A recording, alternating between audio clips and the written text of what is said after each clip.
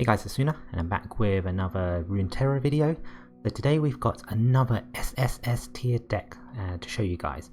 But again, this is taken from Swim's website, and I've tweaked the deck very slightly, only like one or two cards. But it plays the same. So this is a Corina Control deck. And it uses Vi as one of the champions. This deck is insanely fun to play, so fun. But this deck is a control deck, so if you don't like control decks, if you don't like to, this deck involves quite a lot of thinking, quite a lot of strategizing. So if you don't like that kind of playstyle, like some slow, thoughtful playstyle, then this deck might not be for you. But if you do like control decks and you like that kind of like feeling where you plan everything, everything's going under your control, then yeah, you're gonna really like this deck. So this is going to be a beginner's guide on just going through the cards that are currently in this deck, and yeah, just giving this deck a shot. So let's just go through all these cards. Again, this is a beginner's guide, so I'll be covering everything quite, I guess, beginner friendly. So the first card is Thermogenic Beam. So it says 0 mana cost, but actually its mana cost depends on how much mana in total you have. So you basically spend all your mana and you get to deal that much to a unit, not the Nexus, but your unit. Sorry, a unit. So on an enemy unit, hopefully. So you get to use it. It's a really high cost card, but it really helps in the late games, especially when they've got these powerhouses out. You can Thermogenic Beam will clear them. So or you can use up some mana during your turn, and then the remainder you can, maybe you got 4 mana remainder and you can use it to clear off a unit. So this is a really powerful card. Will help you out in a lot of sticky situations. With this deck, basically, this control deck, the winning conditions I feel are probably about 3 or 4 cards. These are your winning conditions. So one of them is getting your champion Vi up, powered up. And once she's powered up, then yeah, she's going to hit hard. I'll cover her more later on, but I'm just giving you an example of winning conditions. So Vi is one of your winning conditions. Commander Ledros is another winning condition, and Corina is also your last winning condition. Along with like a combo, of either one with Atrocity. Don't worry, I'll cover all these cards in detail in a minute. So just bear in mind these kind of like 4 cards are your key victory. So yeah, we covered Beam. Elise is a champion from the Shadow Isles region, and she's basically a really good attacker, especially for only 2 mana cost. So every time you attack with her, she summons out a little spiderling, which is a 1/1 spiderling. You can see that little spiderlings here, 1/1, and every time she attacks, she summons this spiderling. But if you manage to get 3 spiderlings on the board at the start of a round, so it's not at the beginning of, doesn't have to be your round, it could be the round that you're attacking, could be the round that they're attacking.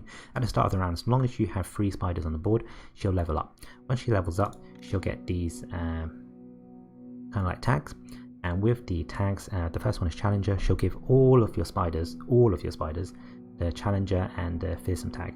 So all your spiders will not be able to be blocked unless the opponent has 3 power or more. And when it's your turn, when you attack, you can use the Challenger tag. So Challenger allows you to like grapple and hook onto other people's enemies, so that you can strategically decide who's going to block your attacks.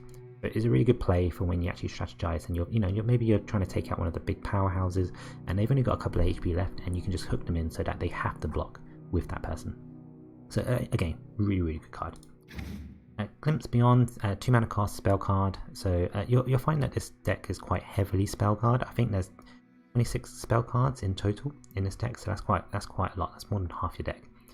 So with Glimpse Beyond, you get to kill an ally. So hopefully you kill some of the smaller units like your spiders with 2 mana, and instead you get to draw 2 cards. So you get, you'll start building up more cards in your hand so that you can do better combos.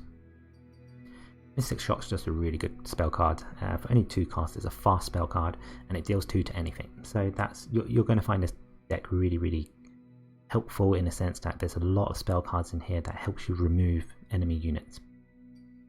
Another one that helps you remove enemy units, Vile Feast, drain 1 from an enemy unit and summon a spiderling. Again, the spiderling is going to be really good for Elise so that she can level up. even using the spiderling to block, that's sometimes quite a good strategy. Frenzied Skitterer, so this one has fearsome tag, so again only enemies with a power of 3 or above can block it. So when you summon this person out, this little spider will give all of your spiders on your board +1 attack, and the enemies will have -1 attack just for that round. But because you've got so many spiders out, there's a lot of cards here to get used to the spiders. You're going to be able to buff up a lot of spiders and use this to buff them up even more. So it's really good. So especially when you get a leveled up Elise, you can then use the challenger tag. All your spiders have challenger. They're going to be souped up, buffed up, quite a lot of attack, and use it to hook onto the other characters and other enemies, and you can plan ahead.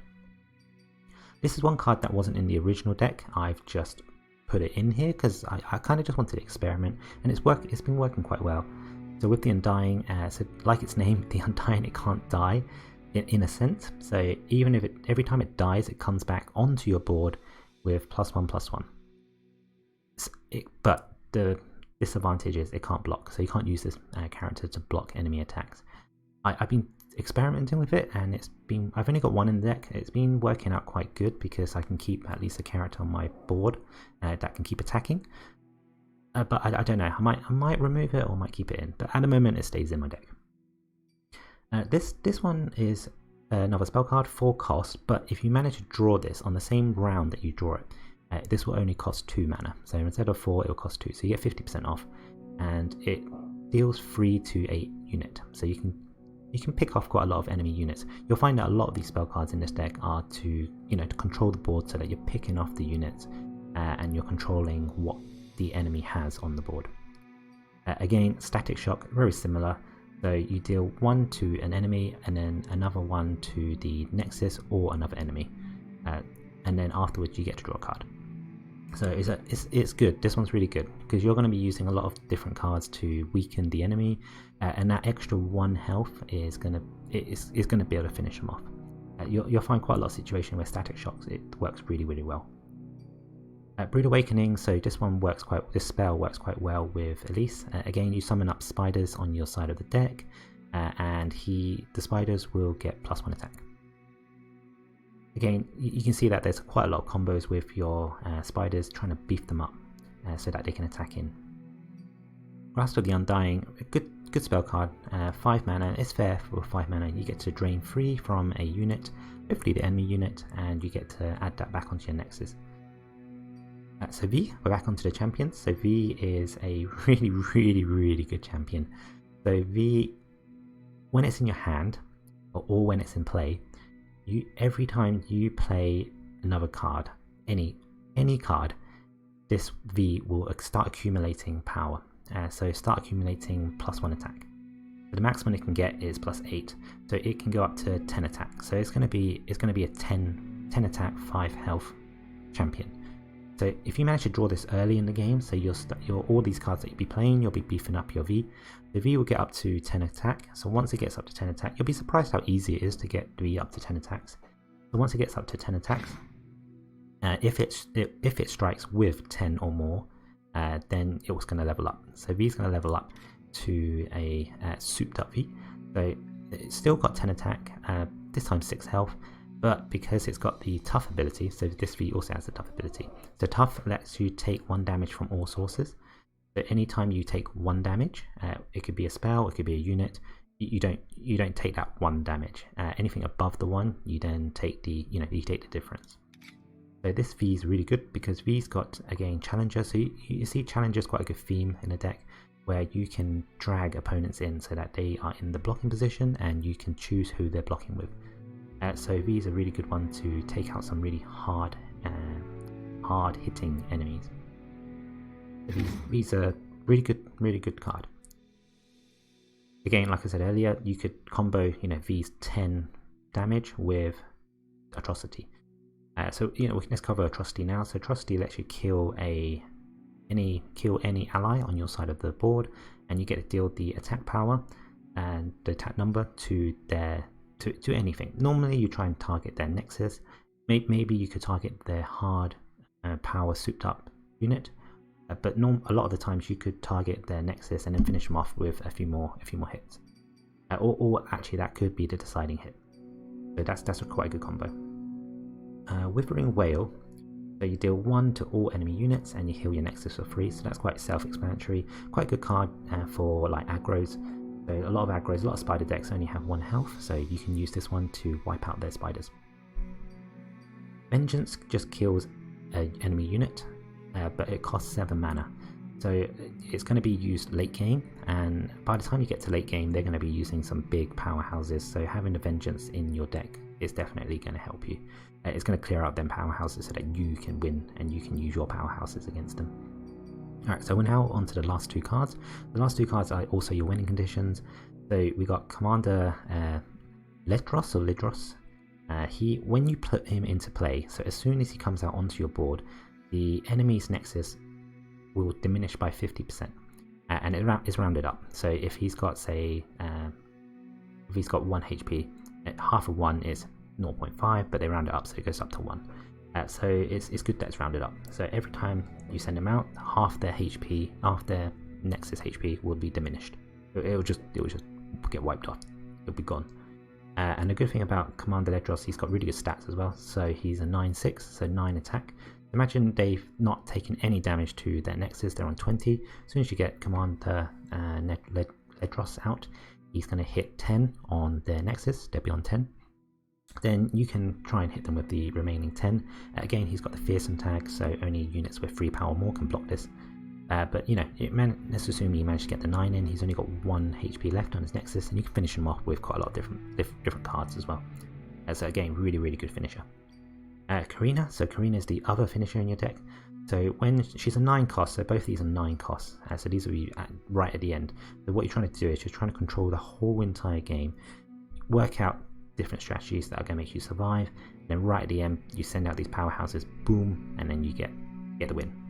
So Corina is really good because once you send her out, she's going to obliterate the top 5 cards of your deck. Remember, this deck has 26 spells, and every time there's a spell that Corina obliterates out of the 5, you're going to deal 1 to everything that's on the board, on the enemy board, so, and including their Nexus. So you're going to, let's say, most of the time you get about 3 or 4 spell cards out of this obliteration.